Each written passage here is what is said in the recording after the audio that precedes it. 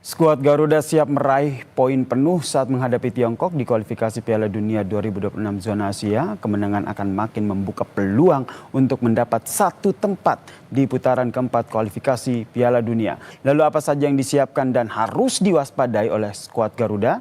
Kita perbincangkan dengan analis sepak bola, Bung Joy atau Bung Anton Sanjoyo yang telah bergabung bersama kami di Kompas Petang. Dan saya juga ingin menyapa Pak Budi Nugraha, ayah dari pemain timnas Beckham Putra yang juga telah bergabung bersama kami di Kompas Petang. Selamat sore semuanya. Selamat sore. Sore. Saya ke Pak Budi dulu. Pak Budi, setelah pemusatan latihan anak Anda ini Beckham Putra melaksanakan pemusatan latihan ini sudah ada komunikasi dengan putranya? Sudah. Karena dia kan ngantar saya ke asrama haji yang di Indramayu kemarin. Waktu dia pulang, dia nelpon saya, udah berangkat belum? Ini Beckham kepanggil timnas, suruh gabung ke Bali. Berarti masih terus berkomunikasi ya dengan putra Anda ya? Masih terus berkomunikasi. Apa yang menjadi ambisi dari putra Anda, Beckham Putra, setelah masuk di timnas ini? Ya dia ambisinya dia pengen membuktikan aja dan pengen membawa timnas lolos ke Piala Dunia ya. Karena kan semua pemain bermuaranya kan kepanggil timnas. Oke, Beckham juga cerita tidak Pak terkait dengan persaingan di posisi sayap kanan di timnas ini? Ya, Beckham mencerita memang persaingan sangat ketat, tapi objektif juga dia sambil belajar lah, karena banyak pemain dari liga-liga Eropa ya, dia sambil belajar, tapi dia tambah motivasi buat Beckham juga. Untuk lebih serius lagi, lebih meningkatkan lagi kemampuannya. Oke, saya ke Bung Joy sekarang. Silakan dilanjutkan, Mbak. Supaya terpilih ya untuk masuk ke skuad inti 23 pemain ya. Oke, persaingannya cukup ketat tadi dan juga sangat optimistis ya begitu ya, Pak Budi ya. Saya ke Bung Joy. Bung Joy melihatnya, Oke, Bung Joy melihatnya seperti apa nih? Kita bahas dulu deh ini nyambung dari tadi apa yang disampaikan oleh ayah dari Beckham Putra ini. Anda melihatnya ini karena Beckham Putra ini kan digadang-gadang menggantikan posisi dari Marcelino Ferdinand nih di gelandang serang. Bisa akan seperti itu? Ya, Beckham ini kan memang salah satu figur yang paling menonjol ketika Persib kemarin back to back juara ya. Jadi memang dia layak lah dipanggil karena kemampuannya sudah teruji di kompetisi Liga 1 dan memang kalau dibilang persaingannya ketat sekali karena Marcelino tidak ada karena ada akumulasi kartu, tapi ada Stefano Lillipali, ada Verdong, ada banyak pemain yang posisinya hampir sama. Jadi sebetulnya kalau Beckham sendiri sebetulnya utility ya, dia di tengah itu dia bisa main di poros, bisa main di kanan gitu loh. Bahkan dia menurut saya salah satu pemain yang gerakannya liar, yang sulit dibaca lawan gitu ya. Jadi menurut saya dia punya kemampuan lah untuk bersaing dengan yang ada sekarang. Karena memang kan sekarang yang dibawa Patrick kan 30 pemain, mau dibawa 30 juga nggak masalah. Tapi kan yang masuk DSP itu kan 23. Jadi saya berharap sih Beckham bisa bersaing masuk di 23 tim yang di daftar susunan pemain sehingga confidence-nya juga akan naik dan saya rasa itu memang ujian pertama adalah ketika dia dipanggil ke Bali bersaing dengan pemain lain dan memang ada vakan kan di tengah Marcelino nggak bisa main. Tapi kalaupun nanti Marcelino bisa main, saya yakin dia bisa bersaing juga gitu. Jadi menurut saya kita harus memberi support lah kepada pemain yang baru dipanggil masuk ke skuad timnas karena yang lainnya kan seperti dibilang oleh Pak Budi tadi memang yang lain kan kebanyakan bersaing di level Eropa gitu loh. Tapi Beckham harus membuktikan bahwa dia membawa Persib menjadi juara dan bisa juga bersaing di level nasional untuk masuk di skuad merah putih.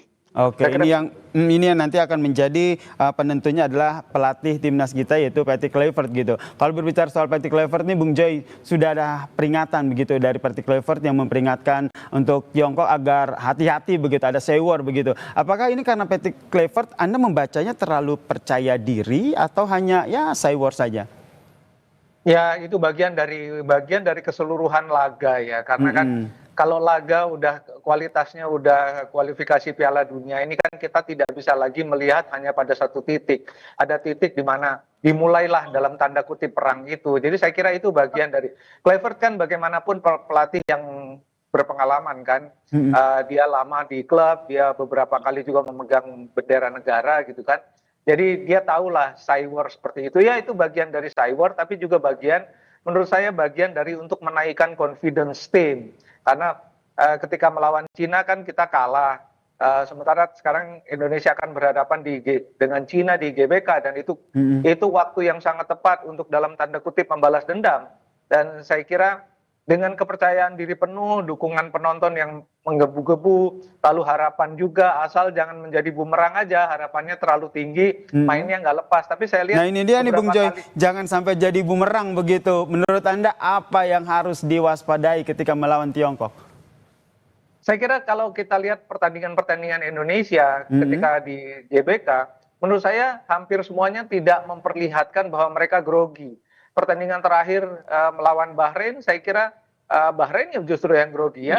Jadi Indonesia bermain sangat lepas. Ketika melawan Arab Saudi demikian juga gitu loh. Cuma memang ada beberapa pertandingan ya, terutama kalau saya lihat pertandingan melawan Australia di Sydney, pertandingan melawan Cina di kandang mereka memang tidak berkembang karena ada sedikit bukan soal teknis juga tapi soal mental ya. Dan saya lihat ini bisa diperbaiki, lawan Arab bisa menang, lawan Bahrain bisa menang. Jadi sekarang memang tekanannya tinggi sekali karena kalau Indonesia sampai draw, peluang untuk ke posisi 4 memang berat. Apalagi kalau kalah. Tapi dugaan saya sih Indonesia akan bermain lepas dan saya kira dengan dukungan yang menggebu Indonesia bisa menang. Bahkan kemarin saya sempat mengatakan kalau bermain biasa saja dengan standarnya Indonesia sekarang bisa menang dengan selisih 2 gol. Oke, ini kita tentu saja berharap Indonesia menang begitu. Saya ke Pak Budi. Pak Budi, ini ada obrolan tidak dengan putra Anda begitu, Beckham Putra, terkait dengan bagaimana kekuatan dari Tiongkok ataupun selama proses TC kemarin? Ya, sebenarnya Beckham pernah ngomong juga, karena kan dia pengalaman udah pernah main di Persib waktu lawan klub Cina itu ya, waktu di ACL2 itu di Asia. Ya, karakter permainan Cina dia udah tahu juga karena dia kan waktu itu dia cetak gol juga ke gawang klub Cina. Jadi kan dia karakter Cina cepat, keras juga. Jadi Beckham udah agak tahu dikit-dikit lah untuk pemain Cina. Ya mudah-mudahan aja lah Indonesia bisa menang. Amin. Ini harapan kita bersama ya, Pak Budi sekarang kan sedang berada di Tanah Suci begitu, tengah melaksanakan ibadah haji begitu. Apa yang menjadi pinta dari Beckham Putra? Apakah juga termasuk minta didoakan begitu agar timnas bisa menang? Betul. Ya kan nanti saya ke hari Rabu kita ke Wukuf di Arafah kan itu mungkin insya Allah lah. Itu kan doa-doa biasanya terkabul. Dia minta doakan Indonesia menang dan lolos ke Piala Dunia. Dan Beckham juga mudah-mudahan masuk ke tim yang 23 dan mudah-mudahan ada menit bermain lah buat Beckham juga. Dan mudah-mudahan Beckham juga bisa berkontribusi ya untuk timnas senior ini. Karena ini pertama kali Beckham dipanggil timnas senior. Baik, doa seorang ayah dari Tanah Suci insya Allah akan membawa keberkahan dan juga kemenangan ya untuk Indonesia melawan Tiongkok. Dan juga saya yakin Bung Joy juga sama nih, berharap Tiongkok akan menang. Indonesia akan menang melawan Tiongkok di GBK 5 Juni mendatang. Terima kasih Bung Anton Sanjoyo, analis sepak bola, dan juga Pak Budi Nugraha, ayah dari pemain timnas Beckham Putra, telah bergabung bersama kami di Kompas Petang. Salam sehat semuanya.